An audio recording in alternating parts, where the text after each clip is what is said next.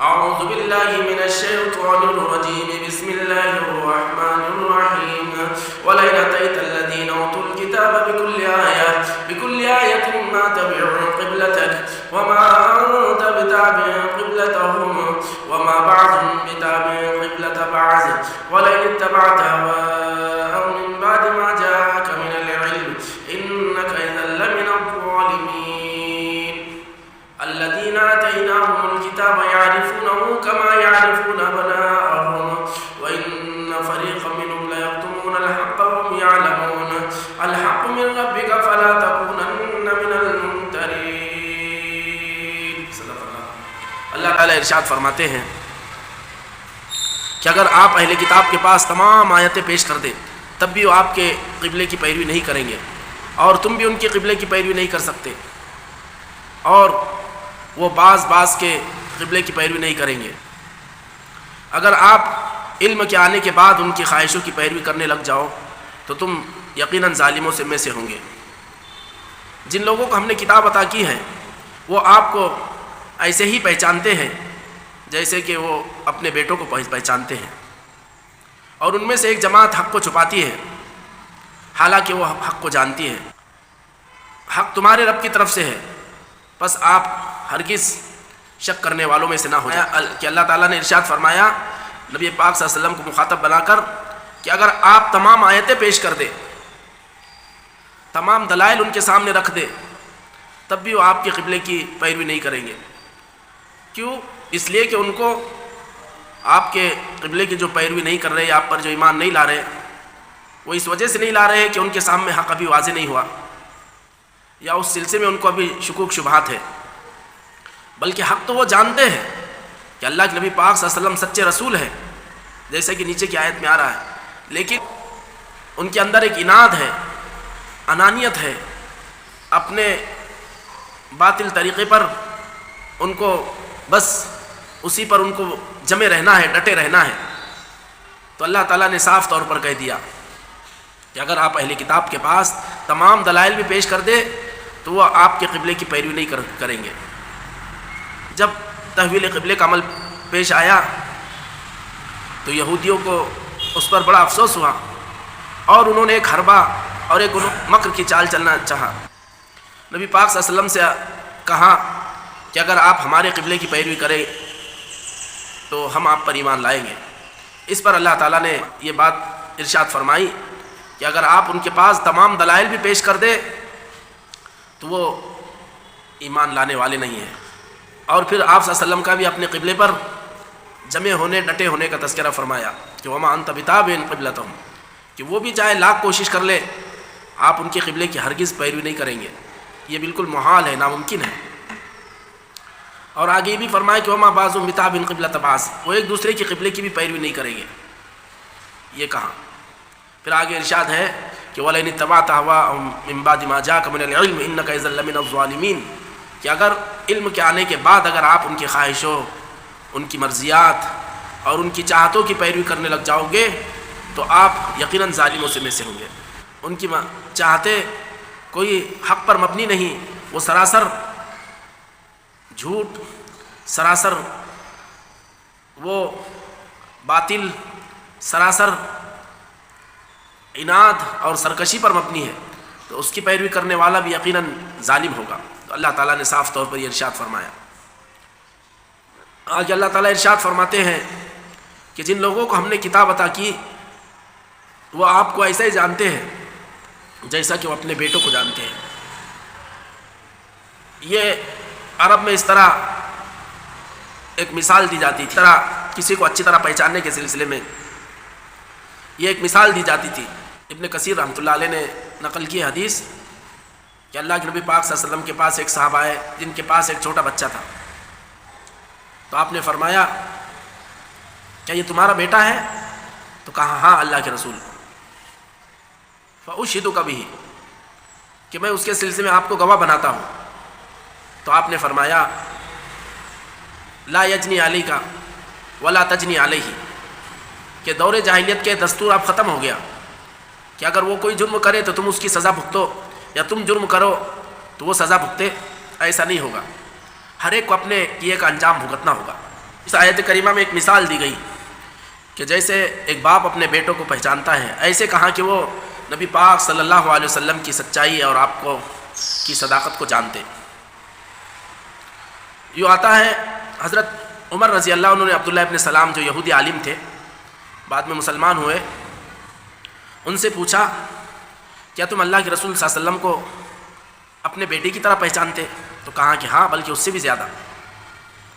تو اس پر یہ آیت کریمہ نازل ہوئی۔ اور پھر یہ آتا ہے کہ مجھے اللہ کے نبی پاک صلی اللہ علیہ وسلم کی پہچاننے میں ذرہ برابر بھی کوئی شک نہیں، جبکہ اپنے بیٹے کے سلسلے میں بالیقین نہیں کہہ سکتا ہوں کہ یہ میرا ہی بیٹا ہے، کہ ماں کی طرف سے کوئی ہو سکتا کوئی گڑبڑ ہو۔ تو اس طرح ملتا ہے۔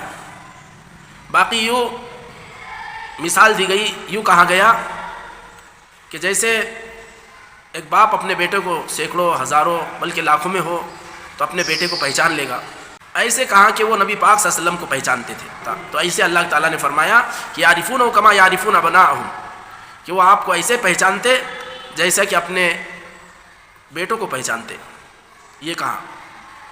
اور پھر آگے ارشاد فرمایا کہ وَإِنَّ فَرِيقًا مِّنْهُمْ لَيَكْتُمُونَ الْحَقَّ، کہ ان میں سے ایک جماعت حق کو چھپا لیتی ہے۔ ظاہر ہے کہ یہ تمام باتیں انہوں نے پوشیدہ رکھی، قرآن نے اس کو اجاگر کیا، تمام باتوں کو انہوں نے پردے خفا میں رکھا، پوشیدہ رکھا۔ قرآن نے ان کے اس شنی عمل کو بار بار اجاگر کیا۔ تو اللہ نے فرمایا کہ وَإِنَّ فَرِيقًا مِّنْهُمْ لَيَكْتُمُونَ الْحَقَّ وَهُمْ يَعْلَمُونَ، کہ حق کو چھپاتے ہیں حالانکہ جانتے ہیں۔ پھر آگے ارشاد ہے کہ الحق من ربک فلا تکونن من الممترین، کہ حق تمہارے رب کی طرف سے ہے، بس آپ ہرگز ہرگز شک میں نہ پڑے۔ تو اس طرح یہ اہل کتاب بطور خاص دیو کے سلسلے میں ہے کہ انہوں نے سب کچھ جاننے کے باوجود ایمان نہیں لایا۔ مدینے میں 3 قبیلے آباد تھے، بنو قینقاع، بنو نذیر، یہ دونوں جلا وطن ہوئے، اپنے گھر بار کو چھوڑ دیا لیکن نبی پاک صلی اللہ علیہ وسلم پر ایمان نہیں لایا۔ اللہ کے نبی پاک صلی اللہ علیہ وسلم اور مسلمانوں کے ہاتھوں اپنا سب کچھ اجاڑا، اور یہ دیکھا واضح طور پر کہ نبی پاک صلی اللہ علیہ وسلم غالب آتے چلے جا رہے ہیں، ان کے گھر بار پر غالب آ گئے، اور آخرکار ان کو جلا وطن ہونے اور مدینے کو خیر بات کرنے پر ان کو مجبور ہونا پڑا، لیکن ان ظالموں نے ایمان نہیں لایا۔ باطل سے چمٹتا ہے تو کس قدر باطل کا وہ پھر گرویدہ ہو جاتا ہے، اندازہ لگائیے ان پر ان کا کیسا رد عمل رہا کہ سب کچھ لٹا دیا لیکن پھر بھی اپنا باطل دین نہیں چھوڑا۔ بنو قینقاع اور بنو نذیر سے زیادہ بنو قریظہ کے وقت یہ حیرت ہوتی ہے۔ غزوہ احزاب کے بعد نبی پاک صلی اللہ علیہ وسلم نے اللہ کے حکم سے بنو قریظہ پر حملہ کیا، کئی دن وہ محصور رہے۔ تو ایک روز ان کے سردار کعب ابن اسد اور ملون جو اس وقت وہ ابن اخطب بھی وہاں پر موجود تھا، ان دونوں نے ان یہودیوں سے کہا کہ اے یہودیوں کی جماعت، تم جانتے ہو کہ محمد صلی اللہ علیہ وسلم اللہ کے سچے رسول ہے، لہٰذا آپ ایسا کریں کہ ان کی پیروی کر لیں، ان کی اطاعت کر لیں، تمہاری جان بھی محفوظ رہے گی، تمہارا مال بھی محفوظ رہے گا اور سب کچھ تمہارا ہوگا۔ لیکن ان ظالموں نے انکار کر دیا اور کہا کہ یہ کبھی نہیں ہو سکتا کہ ہم اپنے یہودیت سے دستبردار ہو جائیں اور تورات سے بڑھ کر کسی کتاب کو ہم اہمیت کی نگاہ سے دیکھیں۔ اس کے بعد اس کعب ابن اسد نے کہا کہ پھر اس کی ایک شکل یہ ہے کہ تم اپنے بچوں کو اپنے ہاتھوں سے مار ڈالو، قتل کر دو، اور سنیچر کی رات میں مسلمانوں پر حملہ کر دو، شب خون مار دو کہ وہ غافل رہیں گے، تمہاری طرف سے مطمئن ہوں گے کہ آج وہ جنگ نہیں کر سکتے۔ انہوں نے ایک تو کہا کہ ہم اپنی اولاد کو، اپنے بیوی بچوں کو اپنے ہاتھ سے کیسے قتل کریں، اس دن کی حرمت کہا کہ یہ بھی مناسب نہیں ہے کہ ہمارے اسلاف کی یہ خلاف ورزی ہے۔ تو دونوں باتوں پر انہوں نے عمل نہیں کیا۔ آخر ہوا یہ، حضرت سعد بن معاذ رضی اللہ عنہ نے ان کے بارے میں فیصلہ سنایا کہ مرد کو، جو مرد حضرات ہیں ان کو قتل کر دیا جائے، عورتیں اور بچوں کو غلام باندیا بنا دیا جائے اور ان کے املاک پر قبضہ کر لیا جائے۔ یہ حکم صادر ہوا، چنانچہ عمل اس پر کیا گیا۔ ان لوگوں کو ایک ایک سے لایا جاتا اور سب کے سامنے قتل کیا جاتا۔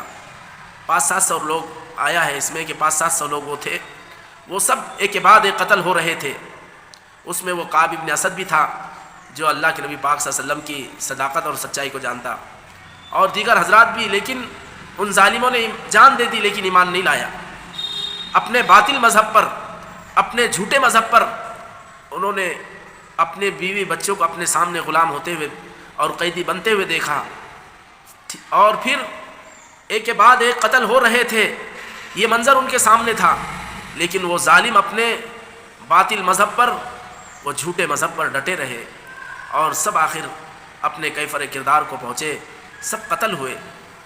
تو اندازہ لگائیے کہ انسان جب باطل اپنے، تو اندازہ لگائیے کہ انسان کے اندر جب اناد، سرکشی اور اس کے اندر نہ ماننے کا جب جذبہ پیدا ہوتا ہے تو پھر وہ اپنی جان بھی دے دیتا ہے، لیکن اپنی انا پر ڈٹا رہتا ہے اور باطل مذہب پر جان دینے کو تیار ہو جاتا ہے۔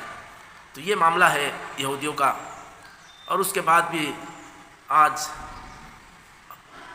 یوں دنیا کی بھی ذلت اور نقبت وہ جھیلتے ہیں اور جھیل رہے